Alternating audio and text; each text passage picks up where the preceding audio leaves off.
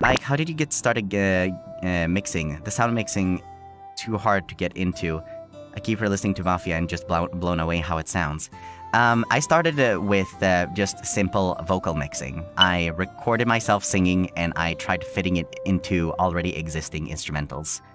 The way that I learned how to do it was just looking at YouTube videos. I figured out like what people needed to do in order to get things to work. Like, I figured out what equalization was. I have looked up what compression was. I looked up what, okay, reverb was pretty easy to understand because it's essentially like an echo. I just looked up what all those things were and figured out how to apply them in the program that I was using, which was Reaper. And then I went from there. Eventually, I moved on from just vocals only to instruments. And yeah, was Camellia an inspiration for you to get into mixing music or that type of music?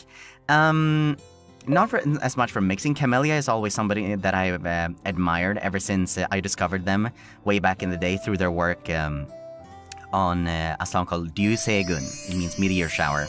And I was just like, oh my god, this is so cool. And then later they released a song called Splatter Party that just was my introduction to glitch hop, and it was just blowing my mind.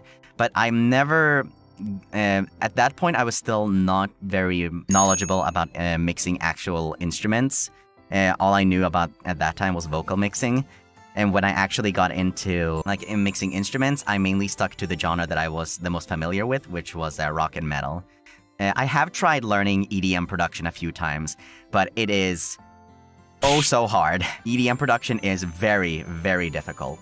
A lot of people like to minimize EDM production. It's just like, oh, you would just let the computer do everything. No.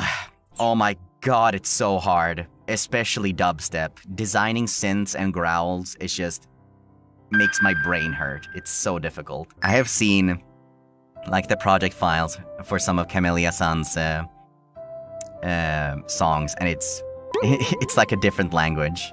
But some of the people that inspired me to get into mixing for rock and metal was Yuyope-san, Utsupi-san, Muryoku-P-san, and there's one more that I'm trying to remember. Kaz-san. What's your favorite guitar pick for heavy stuff? Honestly, like, even though I should care a lot more about guitar picks, I just kind of like get the ones at a store nearby me. They're purple and very pointy. I don't really know like anything about them. If it works, it works. Will we get to see your setup someday? Mind sharing what equipment and software you use to make music?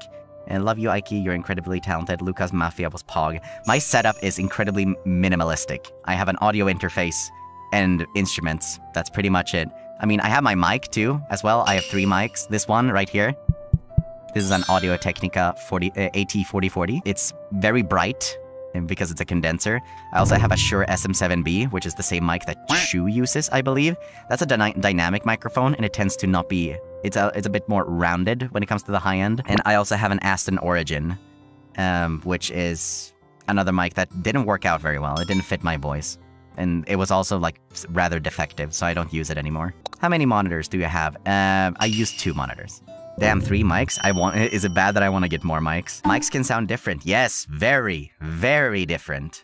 6 monitors, 6 consoles. I should not do that. My voice, I should be resting my voice. Sorry. 6 monitors, pedals, drums, gaming guitar controllers, 6 consoles, 10 computers, bunch of fucking wires, sound pads, speakers. What's your favorite mic? I don't think I have a favorite. Like, I like the AT2020 for vocals because I don't have to do a lot to it. I don't need to do a lot of EQing to it in order to get it to sit well in a mix when it comes to singing. But I like the SM7B for screaming more because when you do screaming into the AT4040, there's like a lot of like sparkly stuff in the high end that gets a little bit ear grating, but it kind of gets rounded off with the SM7B.